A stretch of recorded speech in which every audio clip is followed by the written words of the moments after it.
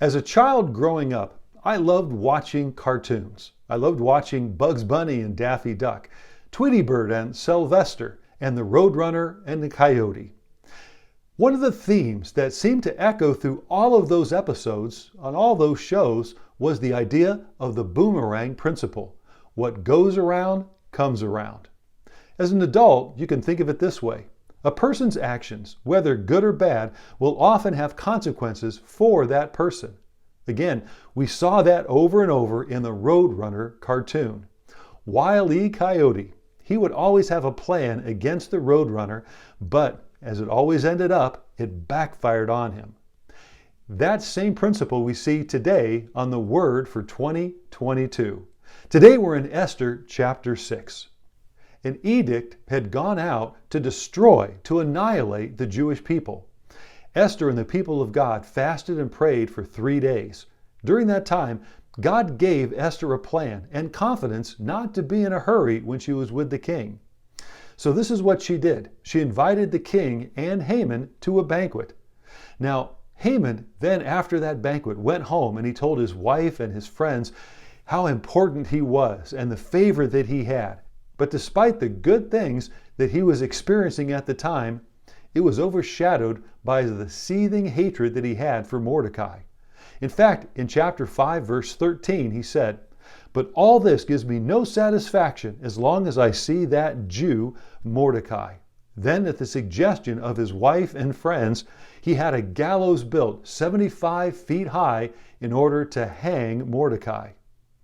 God, however, was working behind the scenes. Here in chapter 6, verse 1, it says that night the king could not sleep, so he asked that the records of his exploits be read to him, the events of his life. And as he was hearing about the things that had taken place in his life, he was reminded of the fact that there was an assassination plot against him, but is revealed by Mordecai. He then asked, "What has been done to honor and recognize Mordecai?" The answer was nothing. Then, by chance, Haman came into the courtyard of the king. Now he was going there to ask the king to hang Mordecai. But before Haman could speak to the king asked Haman, "What should be done for the man that the king delights to honor?"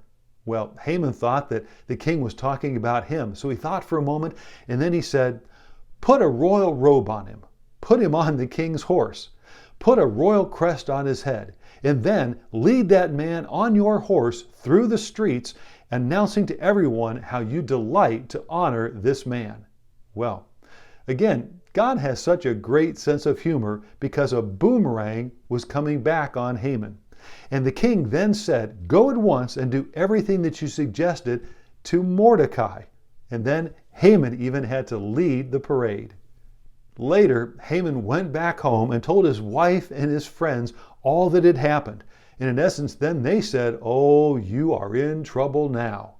Well, before Haman could change his plans about Mordecai, the king's eunuchs came and whisked him away so he might have that second banquet with the queen and the king. Proverbs chapter 26, verse 27 says this, "If a man digs a pit, he will fall into it. If a man rolls a stone, it will roll back on him." What goes around, comes around is both a promise and a warning. We see the warning and the promise in other places in Scripture. God sees and He remembers. In 2 Thessalonians chapter 1, verses 6 and 7, Paul told the Thessalonian churches, "God is just. He will pay back trouble for those who trouble you, and give relief to you who are troubled." And then it's also recorded in Hebrews chapter 6, verse 10, "God is not unjust. He will not forget your work and the love that you have shown Him as you have helped His people and continue to help them." Boomerangs, they can be both helpful and dangerous. They can come back at you when you least expect it. Thank you for joining the Word for 2022.